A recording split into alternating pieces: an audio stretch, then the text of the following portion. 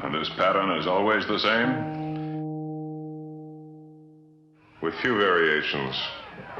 They pick the most dangerous enemy they can find, and it's themselves. All we need to do is sit back and watch.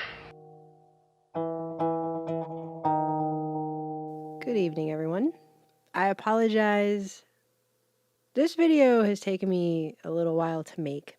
I've seen things in the last 48 hours and had conversations with people in the last 48 hours that I never thought I'd see or really have in reality. I feel like Thursday morning I woke up in a Twilight Zone episode, and that feeling has only intensified over the past few days. Fans of this channel will be the first to tell you that I like to bring up the Twilight Zone quite a bit because I feel like we've been living in it for a while, and every once in a while something new happens and it's like, oh, yep, Twilight Zone. Here we are. But today we're going to go to a specific episode of the Twilight Zone. Today we're going to go to Maple Street for an episode called The Monsters Are Due on Maple Street. This was episode 22 of season 1, which originally aired in 1960.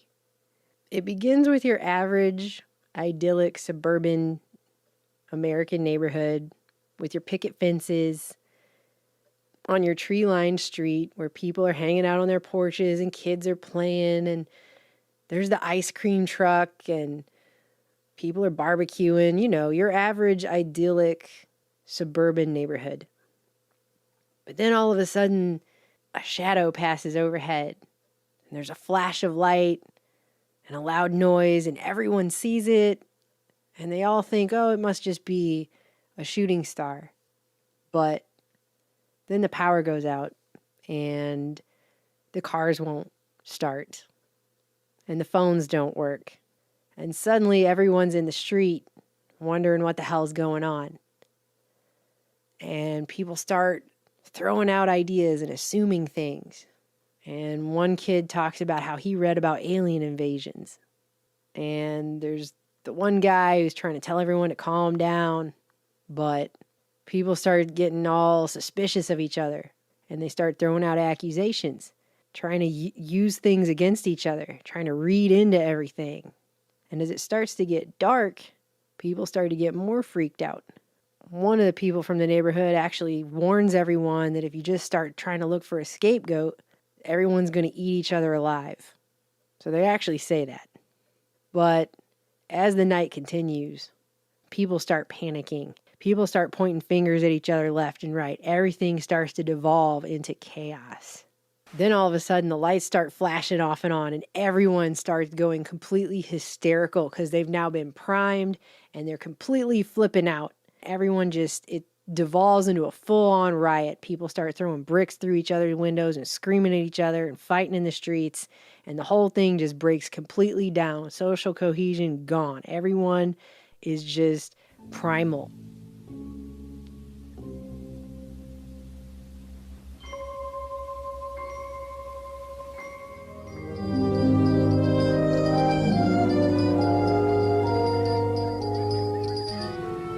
Maple Street, in the last calm and reflective moment before the monsters came.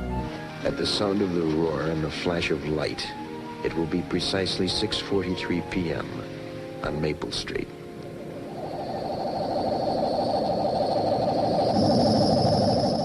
Steve, what was that? I guess it was a meteor, honey. Came awful close, didn't it? Much too close.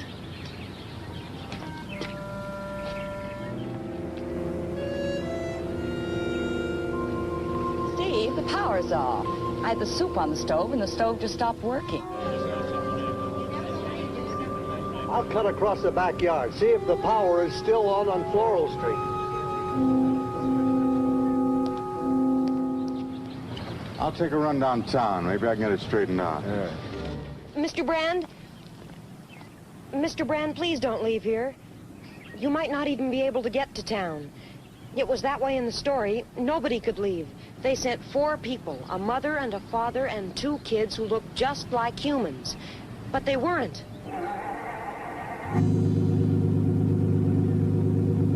car started some, huh? He never did come out to look at that thing that flew overhead. He wasn't even interested. He always was an oddball. Yeah, why didn't he come out with the rest of us to look? What do you say we go ask him? Wait a minute! Now, let's not be a mob. What's happening? Well, maybe you better tell us. How do you figure it started, Les? The whole thing is just weird. Well, if that's the case, Les Goodman, then explain why you... Look, let's just forget it. Now, wait a minute. Wait a minute. Let her talk. Go ahead, explain what. Well, a couple of times I've come out on my porch and I've seen Les Goodman here, standing in his yard, just looking up at the sky. As though he were looking for something. You scared, frightened rabbits, you. You're sick people, do you know that? And you don't even know what you're starting here, because let me tell you, you're starting something here that's what you should be frightened of.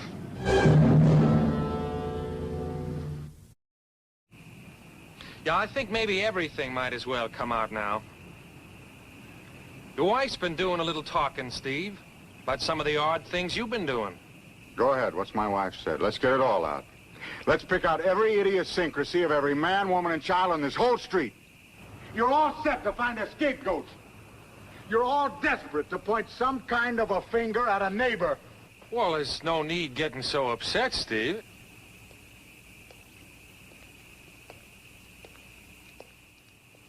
It's the monster. It's the monster.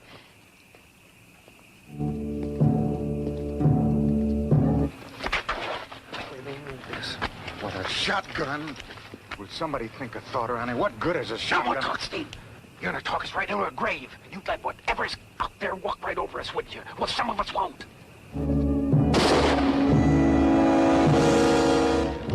It's Pete Van Horn.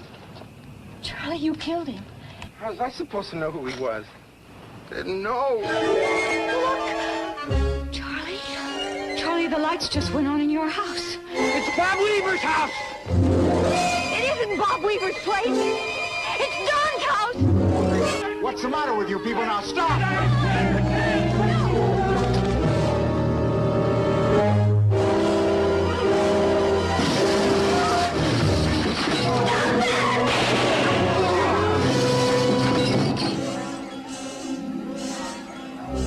Understand the procedure now?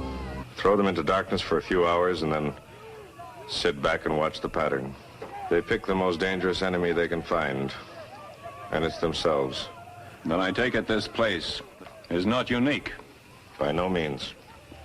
Their world is full of Maple Streets. And we'll go from one to the other and let them destroy themselves. The tools of conquest do not necessarily come with bombs and explosions and fallout. There are weapons that are simply thoughts, attitudes, prejudices. For the record, prejudices can kill, and a thoughtless, frightened search for a scapegoat has a fallout all of its own. And the pity of it is that these things cannot be confined to the Twilight Zone. And here they come.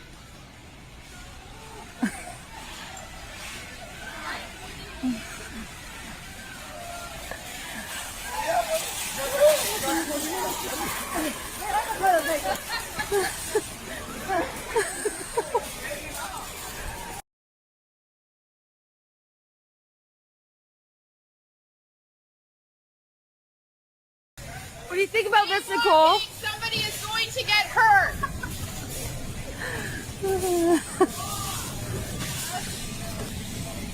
We decided to drive over to the Costco just to see what's going on over there.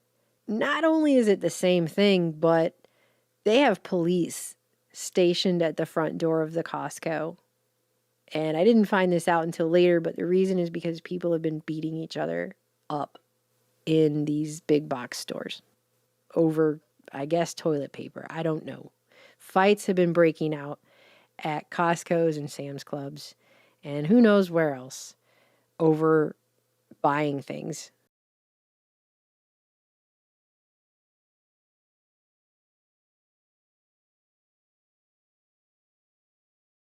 Because the things that happen in your body, all the things that happen in your body start on a psychic level. And I think it's kind of ironic that this is a coronavirus. Because what's a corona? What's the corona normally? It's the aura, right, around the sun that you can only really see during a total solar eclipse. Fear is the mind killer. Remember that scene in Dune? She's got his hand in the box and she's telling him all this stuff that's happening to his hand, and he's telling himself, fear is the mind killer. Don't give in to the fear. Your immune system is taxed by constant stress and constant anxiety and constant panic and fear and freaking out. So you can wash your hands all day, but if you're freaking out, if your anxiety is driven up to a level 100 because everywhere you look in this digital bubble, all you're hearing is COVID-19 and Corona on a loop, to where it almost doesn't even sound like words anymore because you've heard it so much. And you've just jacked up your entire system to where you're just dumping stress hormones and chemicals into your body at a pretty steady pace. Well, your immune system is going to be impaired by that continuous panic and stress. Continuously stressing someone out is a great way to drive their immune system to a point where if there is a virus, if there is a flu, if there is a cold, if there is something, it's going to be a lot easier to catch it, right? State this is of low level to mid level anxiety to now what's just full on high level anxiety that people are having. So fear, that's the mind killer.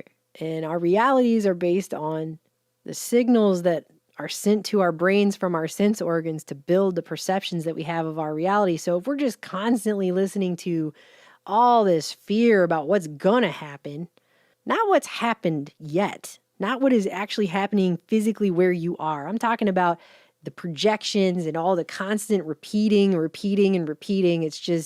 It's like just pushing a button, a panic button in someone's forehead, just over and over and over, right there in their corona, right? That's not going to help you. You know, buying a cart full of Pop-Tarts and frozen pizza and freaking out is not going to help you. It's not a helpful thing for you to do to yourself or to anyone else either. This inundation, this digital bubble of information overload that is just basically constantly hitting that panic button, and it's going to tax the immune system. And you know what? You can wash your hands all day and buy every Clorox wipe that ever existed on the planet, but if your immune system is taxed, see what I'm saying? Which takes me back to the Twilight Zone. At the end, you have neighbors who just moments before in the episode were totally friendly with each other and hanging out in the street. Now they're beating each other to death in the streets, and they're throwing rocks through each other's windows, and everything has gone to complete hell. Utter chaos, everything is devolved, and the scene cuts to a nearby hilltop that overlooks the street. There's these two guys there. They're talking about how all you have to do is use this device they have to manipulate a neighborhood's power, and how simply messing with it just makes everyone go insane, and that it only takes a few hours after screwing with people's machines. The machines are specifically mentioned, by the way. That's all it takes for people to descend into complete and utter anxiety, paranoia, chaos, panic, and flip out on each other. And it's a pattern that they've done in other cities, and it can be exploited. Sit back and watch the pattern. And this pattern is always the same? With few variations. They pick the most dangerous enemy they can find, and it's themselves. To take over the planet, because these two guys in their device, they're aliens, and they're going to take over Earth. And the last line is about how they're going to do it one neighborhood at a time. All we need to do is sit back and watch. Their world is full of Maple Streets. And we'll go from one to the other and let them destroy themselves. One to the other. One to the other. One to the other. And the closing narration, because you know how they always do that really great Rod Serling closing narration. The closing narration says, the tools of conquest do not necessarily come with bombs and explosions and fallout. There are weapons that are simply thoughts, attitudes, prejudices, to be found only in the minds of men. And the pity of it is that these things cannot be confined to the Twilight Zone. There's more to say on this topic. There's a lot more that needs to be said, but for now, I just want to say, fear is the mind killer. People need to start protecting that. Protect your mind. Calm down and realize that you are hurting your immune system by freaking out. It is not helping you to do that. It's not going to help you in the future to make decisions that may need to be made with whatever this is that we're actually facing here in this situation. You aren't going to be able to handle it if you are taxing your entire body by stressing and freaking out.